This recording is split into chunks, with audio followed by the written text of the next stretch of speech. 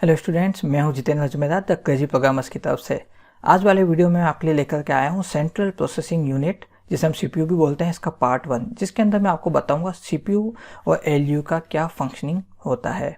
ठीक है, तो सबसे पहले शुरुआत करते हैं सेंट्रल प्रोसेसिंग यूनिट से। ठीक है, इसे कंप्यूटर का ब्रेन भी कह सकते हैं। ठीक है, ये सीपीयू जो होता है, मदरबोर्ड पे इसका सीपीयू स्लॉट होता है, वहाँ पे सीपीयू को लगाया जाता है, चिप की तरह ये होता है।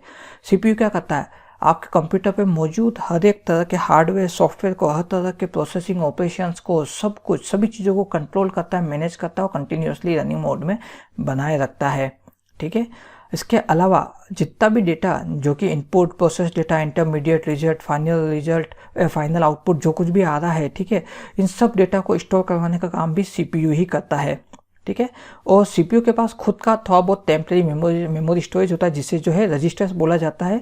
इसके अंदर सीपीयू जो है इन बिटवीन जो प्रोसेसिंग डेटा, जो प्रोसेसिंग चल रही है, उसके बीच में जो थोड़ा सा डेटा जनरेट होता है या इंस्ट्रक्शन रिक्वायर्ड होता है एग्जीक्यूशन के लिए, उनको होल्ड करके रखता है।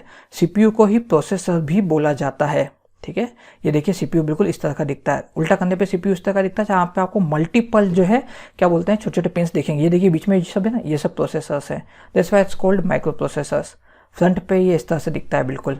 ठीक है, एंड ये है आपका सीपीयू स्लॉट मदरबोर्ड पे, जहाँ पे इसको लगाया जाता है, इस फ्रेम के अंदर इसको लगाया जाता है ताकि ये बाहर ना आ जाए। और इसको लगाते वक्त बहुत ध्यान रखना होता है, ये जो पिन्स जो है आरी टेरी ना लगे। इसका स्लॉट जो होता है वो भी बिल्कुल ऐसा ही होता है। तो ये दोनों जो छोटे से कर्व स्पेस दे रखे ना, ये इनको फॉलो करते हुए आपको इसको प्लॉट करना रहता है अंदर, ताकि एकदम सही फिक्स हो जाए। ठीक है, अब बात करें कि एक सिंगल सीपीयू जो होता है उसके अंदर थाउजेंड्स ऑफ माइक्रोस्कोपिक ट्रांजिस्टर्स होते हैं। माइक्रोस्कोपिक ट्रांजिस्टर्स यानी कि बहुत ही ज़्यादा माइनर, नॉर्मल आंखों से तो नजर ही नहीं आते, आपको जो है माइक्रोस्कोप से देखना पड़ेगा, इसलिए इनको माइक्रोस्कोपिक ट्रांजिस्टर्स कहते हैं। ये बहुत ही छोटे छोटे टाइनी इलेक्ट्रॉनिक डिवाइस होते हैं और एक ट्रांजिस्टर इस तरह से दिखता है। इसमें से दो जो है इनपुट के लिए और एक जो है आउटपुट के लिए है। ठीक है, और ये जो ट्रांजिस्टर होते हैं ये एक स्विच की तरह काम करते हैं, जो इलेक्ट्रिसिटी के फ्लो को कंट्रोल करते हैं different type of integrated circuit के बीच में। और जैसा कि मैंने बताया, कंप्यूटर के अंदर, सीपीयू के अंदर हम कहते हैं कि डेटा फ्लो हो रहा है, बट हकीकत में सारा डेटा जो है इलेक्ट्रोमैग्नेटिक या इलेक्ट्रिक इम्पल्स के रूप में फ्लो होता है। तो यहाँ पे अगर आपको जैसे तीन पॉइंट दिख रहे हैं, तो दो से तो electronic impulse as a input जाते हैं और एक से आउटपुट जनरेट होता है, एंड देन वो आगे किसी और ट्रांजिस्टर में एज ए इनपुट जाकर के लग जाएगा। सिंगल सीपीयू जो होता है ये लेयर्स से मिलकर के बना होता है। इनमें से कुछ लेयर्स जो होती है फिजिकल डिवाइसेस होती है, जैसे कि चिप और ट्रांजिस्टर्स, और कुछ जो होती है वो जॉइंट सर्किट होती है, जैसे कि logic circuit and gates. Logic circuit and gates क्या है, देखिए ट्रांजिस्टर्स के अगर हम देखें तो तीन जो है क्लिप्स हैं। जब मल्टीपल ट्रांजिस्टर्स को अलग अलग लॉजिक अप्लाई करके जोड़ा जाता है तो उस तरह का आउटपुट जनरेट करती है, जैसे कि और इस या इस इनपुट में से कोई एक, नो, इन दोनों में से एक भी इनपुट जो दिया है एक भी आउटपुट नहीं आना चाहिए, एंड ये और ये दोनों में से कोई भी आ सकता है, नेंड, ना तो ये ना ये। ठीक है, एक्सोर, इन दोनों का रिवर्स करके दोनों में से जो भी आएगा उसका रिवर्स आ जाएगा। अगर 1 जाए तो 0 होगा, 0 जाए तो 1 हो जाएगा। एक्स नो, दोनों में से कोई भी नहीं जाएगा। बफर, वेट करो एंड रिलीज करो। नॉट बफर, हाथों हाथ फॉरवर्ड कर दो, इस तरह से। और ये ट्रांजिस्टर्स ऐसी चिप्स के अंदर अनेबल्ड होते हैं। और ये ट्रांजिस्टर तो फिर भी बहुत बड़ा साइज का, एक नॉर्मल साइज का ट्रांजिस्टर दिखाया है। ओरिजिनल ट्रांजिस्टर इतने माइनर होते हैं कि हमको नॉर्मल आंखों से नजर नहीं आते। ठीक है, अब ट्रांजिस्टर वर्क कैसे करता है देखिए, वो समझ लेते हैं। ये ट्रांजिस्टर की सपोज जैसे 3 पिन है, इनमें से दो जो, ये तीनों एक ही साइड लगी हुई है, क्योंकि इसको मदरबोर्ड पे प्लेस किया जाता है, सोल्डरिंग किट उसको फिक्स कर दिया जाता है। डेटा बस, कम्युनिकेशन बस, जिनको हम चैनल्स बोलते हैं, उन पे इनको सोल्डर कर दिया जाता है। ठीक है, और या फिर जो है इनको एक ट्रांजिस्टर को दूसरे ट्रांजिस्टर से अटैच कर देते हैं। तो इनमें से एक पिन जो होती है एक्चुअली वो आउटपुट के लिए होती है। अब जैसे यहाँ पे 2 पिन है, दोनों पे ही अभी इलेक्ट्रिक सिग्नल 0-0 है। ठीक है, बाइनरी लैंग्वेज 0-1 से रिप्रेजेंट होती है। ठीक है, अलग अलग इंटेंसिटी क्वांटिटी के जो इलेक्ट्रिक सिग्नल होते हैं ये 0-1 को रिप्रेजेंट करते हैं। सपोज जैसे दोनों ही 0 दिए तो आउटपुट क्या आएगा, 0। एक 0 एक 1 दिया तो आउटपुट जो है 1 आएगा। क्यों? क्योंकि अगर 0 लाना होता, दोनों ही 0 किए जाते तो 0 आता। 1 लाना है, दोनों में से एक जगह भी एक है तो 1 आएगा। अगर दोनों ही 1-1 है तो भी 1 ही आएगा। ठीक है, तो ये देखिए इस तरह से इन ट्रांजिस्टर्स को, जैसे कि ये ट्रांजिस्टर्स के जो आउटपुट है ना, उनको देखो क्या किया यहाँ पे, ये देखो इन दोनों को इस ट्रांजिस्टर में इनपुट लगा दिया, तो इस ट्रांजिस्टर की प्रॉपर्टी पूरी हो गई। अब यहाँ पे 0-0-0-1 दिया तो इधर 0 आया, इधर 1 आया। 0-1 में से इधर आगे 1 ही जाएगा। 0-1-0-1 तो इधर से भी 1 गया, इधर से भी 1 गया, और इधर भी आगे 1 ही आएगा। हालांकि यहाँ पे 1-0 आएगा, 0 जो है कैरी फॉरवर्ड होगा और 1 जो है इस्तेमाल होगा इनपुट। तो इस तरह के लॉजिक से ना लॉजिक गेट्स बनाए जाते हैं ये, और ये सारे लॉजिक गेट्स और ये ट्रांजिस्टर्स मिलकर के सीपीयू को रन करवाते हैं। इस तरह से सीपीयू जो है प्रोसेसिंग करता है। ये देखिए एक्चुअली में सीपीयू इस तरह से दिखता है, ऐसा लगा कहीं बहुत ऊपर से टॉप व्यू से किसी जो है सिटी का जो है एरियल व्यू लिया है, बहुत ही हाईली एडवांस सिटी लग रही हो ऐसा लग रहा है। जबकि ये आपका सीपीयू इंटरनल मतलब उसकी जो प्रोटेक्टिंग लेयर है उसको हटा दे तो सीपीयू अंदर से ऐसा दिखता ही है। इसमें इसके खुद के इनबिल्ट रजिस्टर्स है, इसके खुद के जो है माइक्रो प्रोसेसर्स हैं, ठीक है, ये सब इसके अंदर इसकी ALU अरिथमेटिक लॉजिक यूनिट, इसकी कंट्रोल यूनिट है, इसके रजिस्टर्स है टेम्परेरी स्टोरेज के लिए, ठीक है। अब बात करते हैं सीपीयू काम कैसे करता है। सबसे पहले प्रोग्राम जिसको एग्जीक्यूट करना है उस प्रोग्राम का सारा डाटा मेन मेमोरी में लाया जाता है सेकेंडरी मेमोरी से, क्योंकि सेकेंडरी मेमोरी तो डेटा को सिर्फ सेव करके रखती है, एग्जीक्यूशन तो प्राइमरी मेमोरी में होगा, मेन मेमोरी में होगा। फिर सारे प्रोसेस को जो है कई सारे छोटे छोटे पार्ट जिनको पेजेस बोलते हैं उनमें तोड़ दिया जाता है। ये पेजेस मेन प्राइमरी मेमोरी में आकर के सेव हो जाते हैं। हर एक पेज का यूनिक आईडी होगा और इन सब पेजेस को पेज इंडेक्स से कंट्रोल किया जाता है, ताकि ये जो डेटा पूरा प्रोग्राम छोटे छोटे पेजेस में टूटा है, ये सारे पेज एक सीक्वेंस में जाए, प्रोग्राम कंप्लीटली एग्जीक्यूट हो, ठीक है। ये जो पेजेस जो है देन इनको फिर सीपीयू के रजिस्टर्स में लोड किया जाता है एग्जीक्यूशन के लिए। सीपीयू डेटा को एनालाइज करता है एंड ALU CU की मदद से, यानी कि अरिथमेटिक लॉजिकल यूनिट और कंट्रोल यूनिट की मदद से इन पे इंस्ट्रक्शंस अप्लाई करता है, ठीक है। ये सिग्नल जो है just a controlled measured part of electricity. ये सिग्नल्स होते क्या है, इलेक्ट्रिसिटी को मेजर करके कंट्रोल्ड वे में आगे की तरफ फॉरवर्ड कराया जाता है। तो ये डिजिटल सिग्नल आपके होते हैं जो एक्चुअली में इलेक्ट्रिसिटी की तरफ बहते हैं, ठीक है, जिससे कि लॉजिक और इंस्ट्रक्शंस क्रिएट होते हैं। यही हकीकत में वो लैंग्वेज है जो कि कंप्यूटर समझता है, ठीक है। और रजिस्टर्स की कैपेसिटी बहुत ज़्यादा स्मॉल होती है, इसीलिए क्या होता है कि डाटा इसमें लोड हुआ एग्जीक्यूट होते हैं तो उसको अपन निकाल भी दिया जाता है, ठीक है। और फाइनली जो डाटा आउटपुट जनरेट हो रहा है उसको रैम में स्टोर किया जाता है। और ये सारी एक्टिविटी तब तक होती है जब तक कि फाइनल आउटपुट जनरेट नहीं हो जाता है। फिर ओरिजिनल डेटा, इंस्ट्रक्शंस और फाइनल आउटपुट सब कुछ जो प्राइमरी मेमोरी में आते हैं, डिस्प्ले ऑपरेशंस परफॉर्म हो जाते हैं, यानी आउटपुट ऑपरेशन कंप्लीट हो जाता है। देन सब कुछ ओके हो गया, उसके बाद में सारा डेटा जो फिर से परमानेंट स्टोरेज या फिर सेकेंडरी स्टोरेज में भेज दिया जाता है, ठीक है। ये देखिए इस तरह से दिखता है। अब जैसे यहाँ पे अगर मुझे 2+2 करना है तो 2+2 तो हमारी लैंग्वेज है, सिस्टम कैसे समझता है, बाइनरी लैंग्वेज में 2 को रिप्रेजेंट करते हैं 0010 से, इसको रिप्रेजेंट करते हैं 0010 से। ये 2 है, 0010 मतलब कि 2 होता है, ठीक है। तो इनका एडिशन 2+2 हमारी लैंग्वेज में 4 होता है और बाइनरी की लैंग्वेज में क्या होता है 0100। तो 4 को बाइनरी लैंग्वेज में 0100 करके लिखा जाता है। बाइनरी सीरीज, बाइनरी लैंग्वेज कैसे काम करती है अगर आप जानना चाहते हो तो हमें कमेंट बॉक्स में लिख करके बताइएगा, हम आपके जो है इसके ऊपर सेपरेट वीडियो बनाकर दिखाएंगे। अब जैसे 4 नंबर को शॉर्ट करना है, ठीक है, 6140, मुझे इनको जो है असेंडिंग ऑर्डर में अरेंज करना है। तो 6 को कैसे लिखते हैं 0110, 1 को लिखते हैं 0001, 4 को लिखते हैं 0100 और 0 को जो है 000 ही लिखते हैं। इनको मैंने अरेंज कर दिया। तो ये देखिए, तो यानी सीपीयू में यहाँ से इनपुट जो जाता है तो आउटपुट इस तरह से आता है। तो सीपीयू जो है वो इन बाइनरी लैंग्वेज को ही समझता है, उसी के ऊपर वो फंक्शन परफॉर्म करता है, वो हमारी लैंग्वेज के ऊपर फंक्शन परफॉर्म नहीं करता, ठीक है। अब फर्दरमोर सीपीयू को जो 3 कंपोनेंट में बांटा गया, ALU arithmetic logic unit, control unit और मेमोरी और स्टोरेज यूनिट।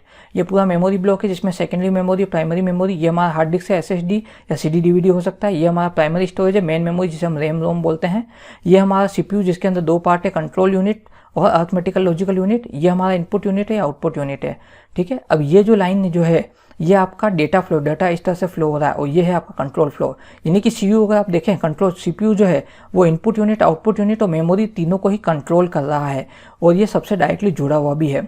जब भी हम इनपुट यूनिट के थ्रू कोई भी कमांड देते हैं तो वो कमांड प्राइमरी मेमोरी में जाते हैं पहले, वहाँ से उस कमांड का इंस्ट्रक्शंस जो है देन वो सीपीयू के पास जाता है, देन सीपीयू उसको एग्जीक्यूट करता है, देन उसकी एक कॉपी प्राइमरी मेमोरी में भेजता है एंड देन आउटपुट डिवाइस को रेडी करता है एंड प्राइमरी मेमोरी से वो डेटा आउटपुट डिवाइस में आकर के हमें शो हो जाता है। इस तरह से यूनिट वर्क करती है, ठीक है। अब बात करते हैं सीपीयू से जुड़े हुए कुछ चीज़ों की। CPU clock and clock speed. CPU clock का मतलब ये हो गया कि एक पर सेकंड के अंदर सीपीयू कितने number of cycle execution complete कर रहा है, क्योंकि सीपीयू की स्पीड बहुत फास्ट होती है। तो ये एक बार में जो एग्जीक्यूशन की साइकिल पूरी कंप्लीट करता है इसको बोलते हैं सीपीयू साइकिल। तो पर सेकंड ये कितने सीपीयू साइकिल परफॉर्म कर रहा है, ये आपका सीपीयू क्लॉक कहलाता है, ठीक है। इसको गीगाहर्ट्ज में नापा जाता है। आपने देखा होगा ना, जब सिस्टम कॉन्फ़िगरेशन देखते हैं तो अक्सर लिखा हुआ आता है कि है ना इसके अंदर 2.4 गीगाहर्ट्ज सीपीयू लगा हुआ है, इस तरह से यूँ। तो ये जो साइकिल जो होती है ये number of instruction processed in a second, ये कहलाती है साइकिल। अगर एक सीपीयू जो है उसका क्लॉक स्पीड 4.0 गीगाहर्ट्ज है, इसका मतलब कि ये 1 सेकंड में 4 बिलियन यानी कि 40 लाख जो है सेकंड इंस्ट्रक्शंस एग्जीक्यूट कर लेता है, ठीक है। अ गुड सीपीयू क्लॉक, एक अच्छी सीपीयू क्लॉक किसको कंसीडर हम कर सकते हैं, जहाँ पे क्लॉक स्पीड 3.5 गीगाहर्ट्ज से 4 गीगाहर्ट्ज के बीच में हो, ये एक अच्छी क्लॉक स्पीड है। इससे जो है सिस्टम जो है तेजी से टास्क परफॉर्म करता है, ठीक है। ये देखिए गीगाहर्ट्ज इस तरह से, ये 6 गीगाहर्ट्ज, ये है 12 गीगाहर्ट्ज, ये 25 जो है हर्ट्ज, सॉरी ये 6 हर्ट्ज है, 12 हर्ट्ज, 25 हर्ट्ज। इस तरह से आप सोचिए गीगाहर्ट्ज कितना कॉम्प्लेक्स होगा और ये है एक्चुअली क्लॉक साइकिल, ठीक है। 1 पीरियड, ये 1 सेकंड में यहाँ से यहाँ तक इस तरह से दिख रहा है, और ये 0-1 जो है डेटा के फ्लो को दिखा रहे हैं। इस तरह से जो है क्लॉक साइकिल काम करती है। प्रोसेसर कोर, प्रोसेसर कोर का मतलब ये हो गया कि कंप्यूटर के अंदर जो सीपीयू होते हैं, ये अगर पैरेलल प्रोसेसिंग करना चाहते हैं तो इसके अंदर सिंगल प्रोसेसर को अलग अलग लेयर्स में डिज़ाइन किया जाता है। ड्यूल कोर यानी कि प्रोसेसर 2 लेयर में वर्क कर सकता है। क्वाड कोर यानी कि प्रोसेसर 4 लेयर में वर्क कर सकता है। एंड ऑक्टा कोर यानी कि प्रोसेसर 8 लेयर में वर्क कर सकता है। तो जो लेयर्स जो होती है, ये ऐसा नहीं 2 सीपीयू एक साथ लगा दिए। एक्चुअली सीपीयू के अंदर खुद के अंदर माइक्रो प्रोसेसर्स होते हैं, उनका डिवाइडेशन कर दिया जाता है। इस तरह से वो कोर्स के फॉर्म में रिप्रेजेंट करता है। अभी कोर क्या करती है, हर एक कोर एक बार में एक टास्क को परफॉर्म करती है। तो सीपीयू जैसे ड्यूल कोर है तो एक बार में 2 टास्क करेगा। सीपीयू क्वाड कोर है तो एक बार में 4 टास्क करेगा। ये देखो, उसी हिसाब से उनके नंबर ऑफ इनपुट आउटपुट रोज भी बढ़ने लग जाते हैं। देखिए, सिंगल में 1 इनपुट 1 आउटपुट, डबल में 2 इनपुट 2 आउटपुट, 4 में जो है चारों के individual input output.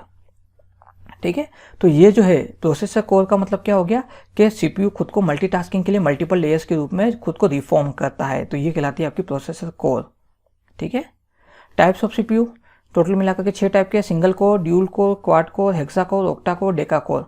Single layer, double layer, 4 layer, 6 layer, 8 layer और 10 लेयर। ठीक है, ये देखिए लेयर्स इस तरह से दिखती है। यूनिक मल्टीपल सीपीयू लगा दिए, कोर कर दिया। सीपीयू ने खुद के जो है जो अंदर माइक्रो प्रोसेसर्स है उनका डिस्ट्रीब्यूशन इस तरह से किया कि वो कोर की तरह वर्क करे। तो ये ऑक्टा कोर है आपका, ये देखिए। ठीक है, ये ऑक्टा कोर प्रोसेसर है। अब अगर बात करें तो ये सब तो था टेक्नोलॉजी और टर्मिनोलॉजी। अब बात करते हैं on the basis of manufacturing. ठीक है, मेजर 2 टाइप के मैन्युफैक्चरर है कंप्यूटर प्रोसेसर्स के, इंटेल एंड AMD। हालांकि और भी हैं, पर ये सबसे ज़्यादा फेमस हैं। अभी इस पूरे मार्केट पे एक तरह से दोनों ही राज कर रहे हैं। इंटेल काफ़ी लंबे टाइम से, AMD स्ट्रगल कर रहा था, पर जब से इसने राइजन सीरीज निकाली तब से ये बहुत ही ज़्यादा डिमांड में है। ठीक है, ये दोनों ही मिला करके दोनों ही कंपनियां 3 चीज़ों पे फोकस करती, 3 तरह की सीपीयू निकालती खाली, बजट प्रोसेसर्स, मेन स्ट्रीम और मिड रेंज और एक्सट्रीम और हाई एंड प्रोसेसर्स। अब बात करते हैं बजट प्रोसेसर्स की। ये जो प्रोसेसर बनाए जाते हैं, ठीक है, ये टास्क एफिशिएंटली कर लेते हैं, कॉस्ट इफेक्टिवली होते हैं। ठीक है, ये CPU office program, web browsing, photo editing, इस टाइप के काम आसानी से कर लेते हैं। बजट प्रोसेसर जो होते हैं, ठीक है, ये मेन स्ट्रीम मॉडल का 85% तक परफॉर्मेंस कर लेते हैं। अब बात करते हैं मेन स्ट्रीम और मिड रेंज। इनकी प्राइस थोड़ी सी ज़्यादा होगी, फिजिकली भी थोड़े से बड़े होते हैं। ठीक है, ये हायर परफॉर्मेंस टास्क जैसे कि 3D gaming, video editing, other तरह के मल्टीमीडिया इंटेंस एप्लीकेशन, इनको जो है हैंडल कर लेते हैं। मेन स्ट्रीम सीपीयू जो होते हैं, ठीक है, ये कोर्स और कैचेस दोनों को ही यूज़ करते हैं। ठीक है, बजट प्रोसेसर यानी कि ड्यूल कोर तक आप मान सकते हैं, ठीक है, क्वाड कोर तक भी, लेकिन ऑक्टा कोर जो होता है ये आपके मेन स्ट्रीम में आ जाता है। ठीक है, और देन उसके बाद में एक्सट्रीम और हाई एंड, ये वो प्रोसेसर्स होते हैं जो कि high and gaming, intensive graphics, creating और एडिटिंग, प्रोफेशनल वीडियोस बनाने के लिए, एस्थेटिकल एनालिसिस करने के लिए जो है काम में लिए जाते हैं। हाई एंड सीपीयू जो होते हैं बहुत ज़्यादा पावर कंज्यूम करते हैं और इनको बहुत ज़्यादा मेमोरी की भी जरूरत पड़ती है। ठीक है, तो ये वाला वीडियो था all about processor, CPU cycle, ठीक है, एंड आपके लॉजिक गेट्स कैसे काम करते हैं, ट्रांजिस्टर्स कैसे काम करते हैं, इसके ऊपर। मैं उम्मीद करता हूँ कि ये वीडियो के अंदर आपको सीपीयू की बेसिक फंक्शनिंग अच्छे से समझ में आ गई होगी। इसका पार्ट 2 भी आने वाला है, जिसके अंदर हम इसके रिमेनिंग पार्ट जो है वो इंट्रोड्यूस करेंगे। अगर इस पार्ट में आपको कोई भी चीज़ समझ में नहीं आई, कोई क्वेरी या डाउट है, तो हमें कमेंट बॉक्स में लिख करके बताइएगा। हमारे इस वीडियो को लाइक कीजिए और चैनल को सब्सक्राइब कीजिए, ताकि इसी तरह के वीडियो के नोटिफिकेशन आपको आगे भी मिलते रहें। हमारे इस वीडियो के नोट्स आपको डिस्क्रिप्शन बॉक्स में अवेलेबल हो जाएंगे। हमने अभी तक जितने भी वीडियोस बनाए हैं उनके लिंक और उनके नोट्स के लिंक भी आपको डिस्क्रिप्शन बॉक्स में अवेलेबल हो जाएंगे। द क्रेजी प्रोग्रामर्स की तरफ से आज के लिए बस इतना ही।